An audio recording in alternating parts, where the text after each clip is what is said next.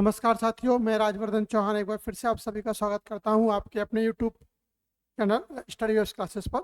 और समय हो रहा है जीएससी क्लास पर जो बात करने का, जो यूपी पुलिस की परीक्षा के दृष्टिकोण से महत्वपूर्ण है। तो वीडियो की शुरुआत करने से पहले आपसे कहना चाहूँगा कि हमारे चैनल को यदि अब तक सब्सक्राइब नहीं किया तो सब्सक्राइब जरूर करें। इसके साथ साथ बेल आइकन के बटन को दबाएं, जिससे कि नई नई वीडियोज़ की जानकारी आप तक समय से पहुँचती रहे।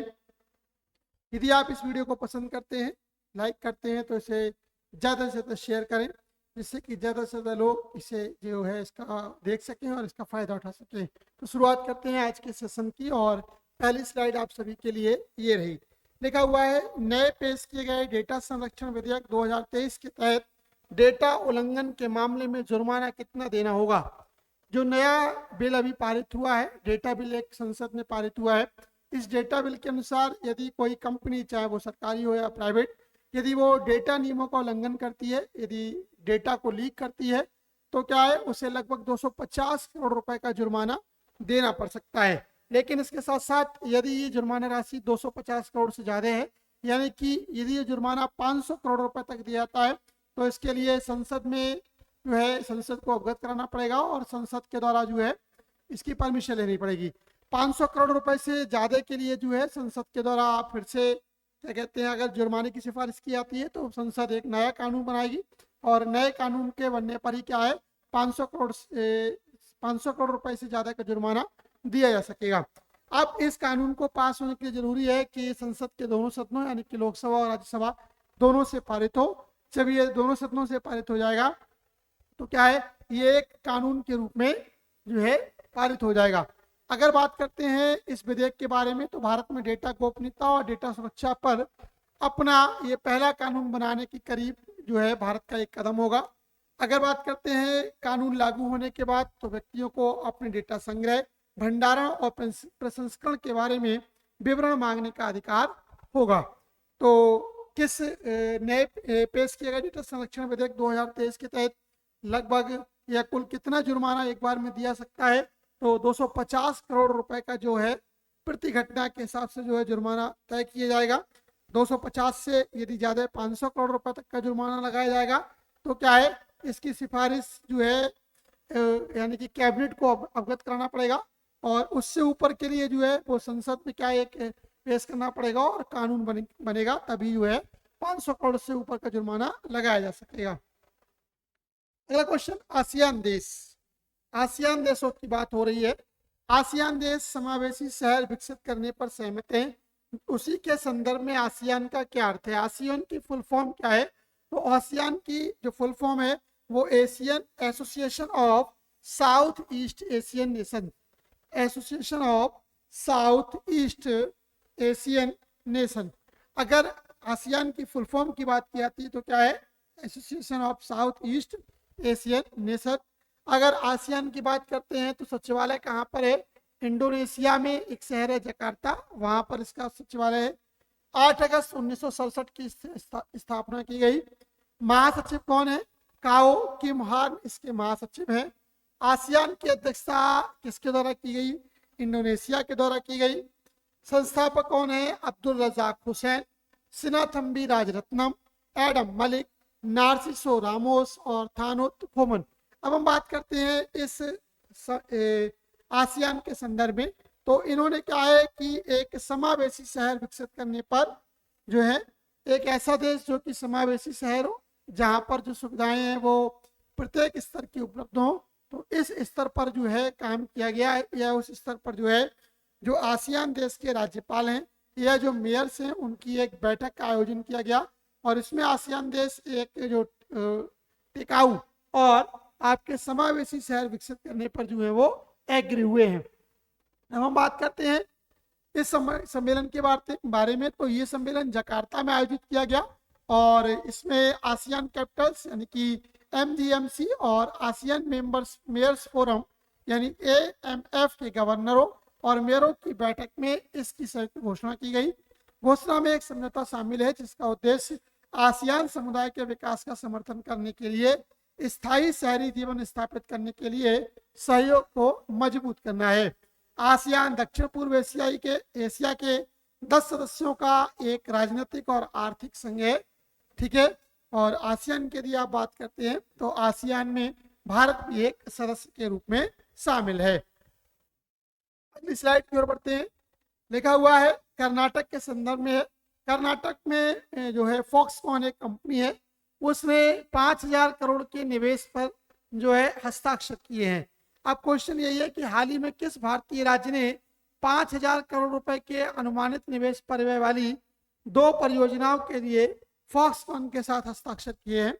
तो 5,000 करोड़ के निवेश वाली इन 2 परियोजनाओं के साथ जो है कर्नाटक राज्य के द्वारा हस्ताक्षर किए गए हैं। किसके द्वारा? कर्नाटक राज्य के द्वारा हस्ताक्षर किए गए हैं। फॉक्सकॉन क्या है? फॉक्सकॉन एक ताइपे यानी कि ताइवान की कंपनी है। इसके अध्यक्ष यंग लियू हैं। सहायक कंपनियां शार्प कॉर्पोरेशन, फॉक्सकॉन, लिंक से शादी हैं। संस्थापक इसके टेरी गो है और स्थापना 20 फरवरी 1974 को की गई। अब हम बात करते हैं कर्नाटक सरकार और फॉक्सकॉन के समझौते के बारे में। तो कर्नाटक सरकार और फॉक्सकॉन और आईफोन निर्माता फॉक्सकॉन ने 5,000 करोड़ रुपए के अनुमानित निवेश परिव्यय के साथ साथ 13,000 नौकरियां पैदा करने वाली 2 परियोजनाओं के लिए एक आशय पत्र LOI पर हस्ताक्षर किए हैं। ये परियोजनाएं आईफोन एंड असेंबली प्लांट के अतिरिक्त हैं, जिसे ताइवानी कंपनी ने लगभग 14,000 करोड़ रुपए के निवेश के साथ बेंगलुरु के बाहरी इलाके देवनहल्ली ITIR में स्थापित करने की योजना बनाई है। ठीक है, कहां पर स्थापित होंगे? ये देवनहल्ली ITIR में स्थापित होंगे। इसके साथ साथ इच्छित परियोजनाओं में एक फोन संलग्न परियोजना भी शामिल है, जिसके लिए फॉक्सकॉन की सहायक कंपनी FII यानी कि फॉक्सकॉन इंडस्ट्रियल इंटरनेट 3,000 करोड़ रुपए यानी कि $350 मिलियन का निवेश करेगी। दूसरी परियोजना सेमीकॉन उपकरण परियोजना है, जिसमें फॉक्सकॉन अप्लाइड मटेरियल्स के सहयोग से एक परियोजना शुरू करने के लिए 2,000 करोड़ रुपए का निवेश करेगी। टोटल कितना होगा? 2,000 करोड़ रुपए का एक निवेश होगा और इसके लिए फॉक्सकॉन के साथ जो है क्या है, समझौता ज्ञापन पर हस्ताक्षर किए गए हैं।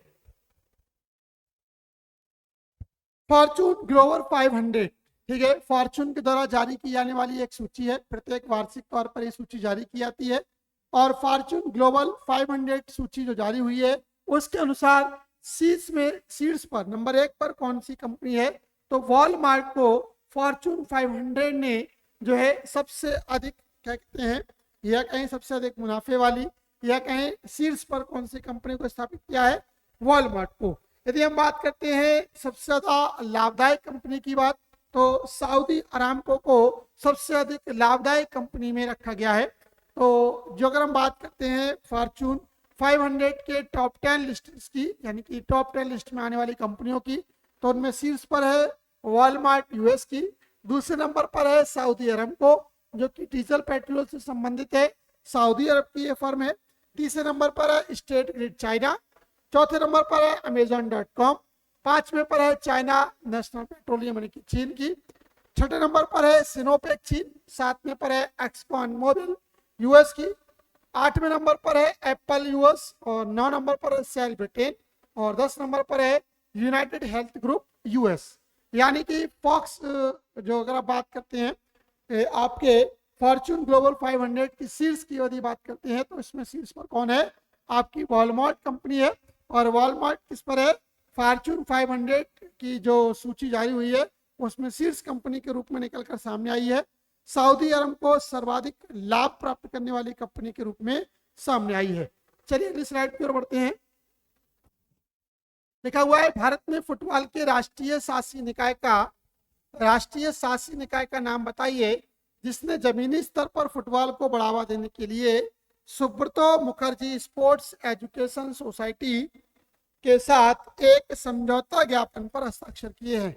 अगर हम भारत में फुटबॉल की बात करते हैं, सर्वोच्च नियामक संस्था की बात करते हैं, तो उसका नाम है AIFF, all India football federation, इसका फुल फॉर्म है।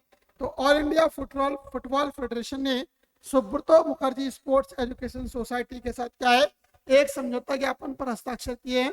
और इस समझौते के तहत जो Subroto Mukherjee sports education society है वो अपनी एक अंडर 11 टीम का गठन करेगी और अंडर 11 टीम के तहत जो है सुब्रतो 11 टीम भी बनाएगा। इसके साथ साथ यदि हम बात करते हैं जो टीम 2023-24 सीजन से AIFF युवा प्रतियोगिता में भी भाग लेगी। AIF द्वारा अंतिम दौर की टीमों के कोचों को अद्यतन और शिक्षित करने के लिए एक शिक्षा कार्यशाला भी आयोजित की जाएगी। Indian super league, Indian women's league और आई लीग के क्लब भी सुब्रतो कप से खिलाड़ियों को चुनेंगे। अगर हम बात करते हैं SMSES जो कि 1960 से सुब्रतो कप अंतर्राष्ट्रीय फुटबॉल टूर्नामेंट का आयोजन कर रहा है। इस संस्करण से जूनियर लड़कों यानी अंडर 17 के तहत एक सुब्रतो 11 टीम का भी निर्माण करेगा। तो AIF यानी कि ऑल इंडिया फुटबॉल फेडरेशन की बात करते हैं, अध्यक्ष है कल्याण चौबे, मुख्यालय है नई दिल्ली में, स्थापना की गई 23 जून 1937 को, सदस्यता है 37, सहायक कंपनियां हैं भारतीय फुटबॉल एसोसिएशन आदि, और मूल संगठन है दक्षिण एशियाई फुटबॉल महासंघ।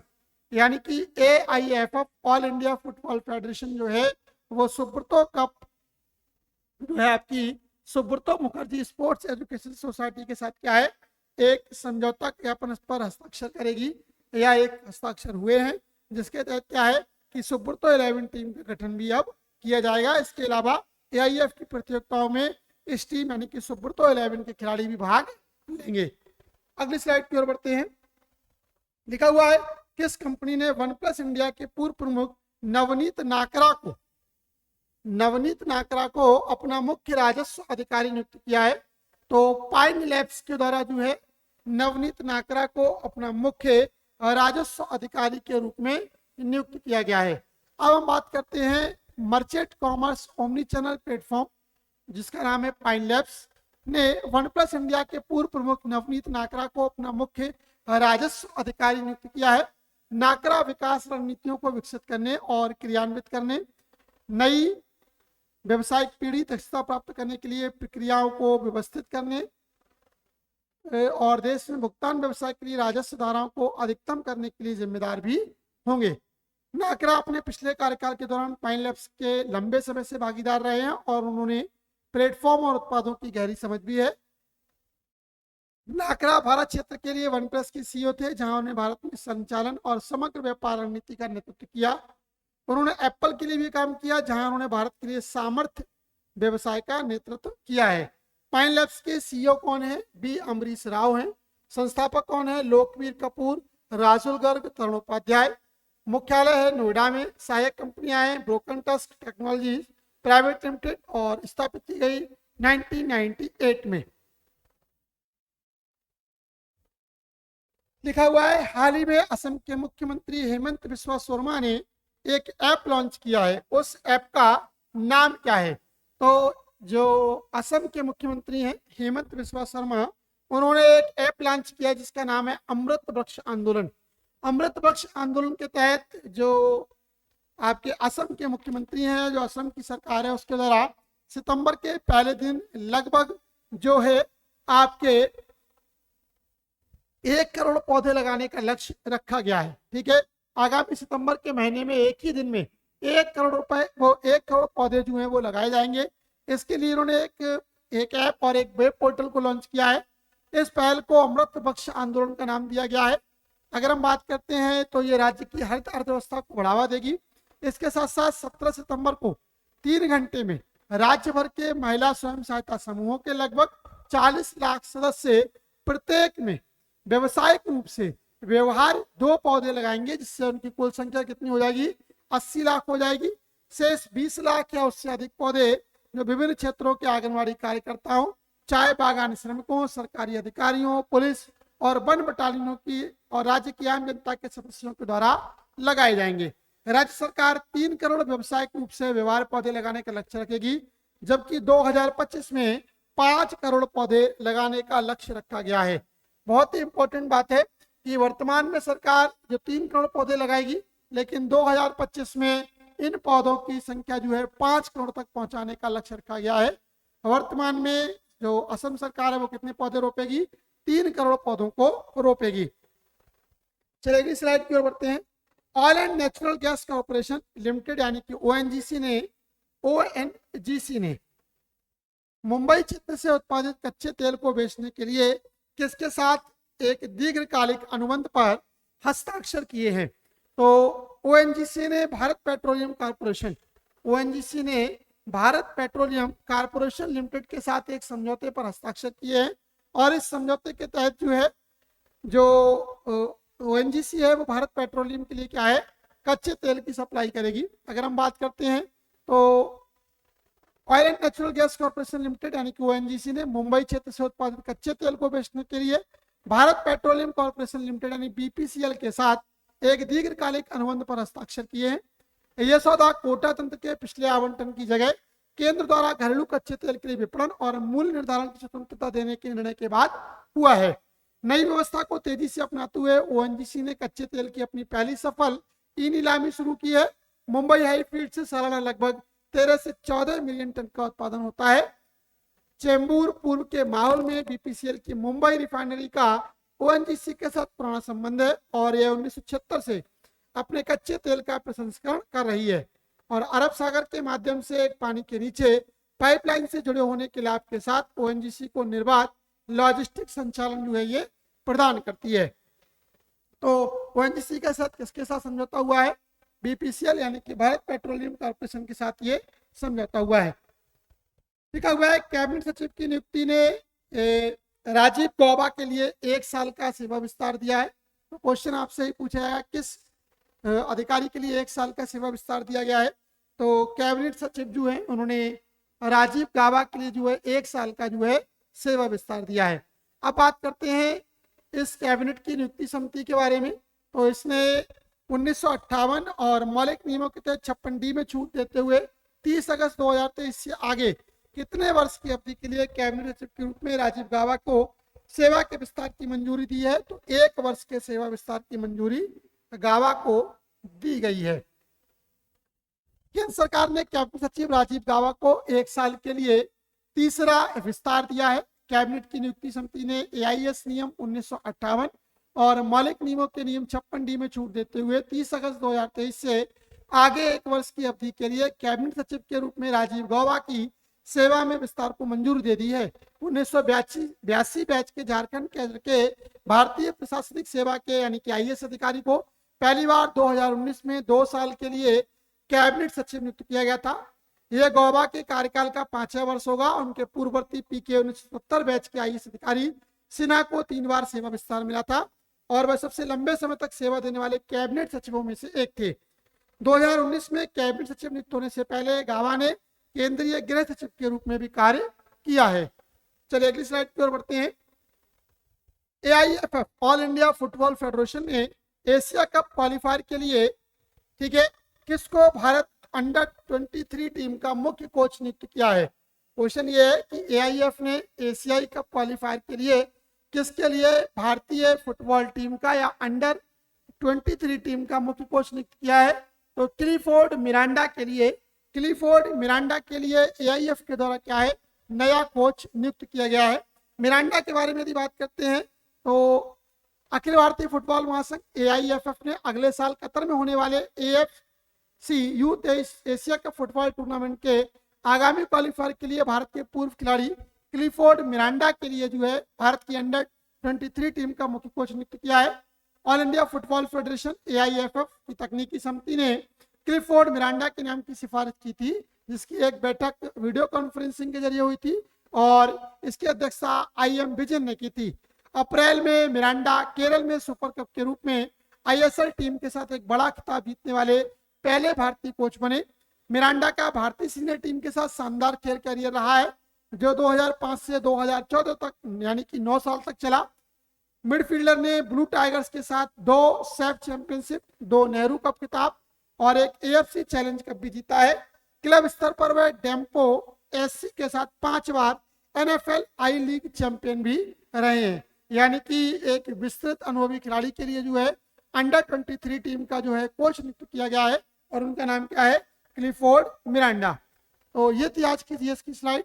आशा करता हूँ आपको ये वीडियो पसंद आई होगी।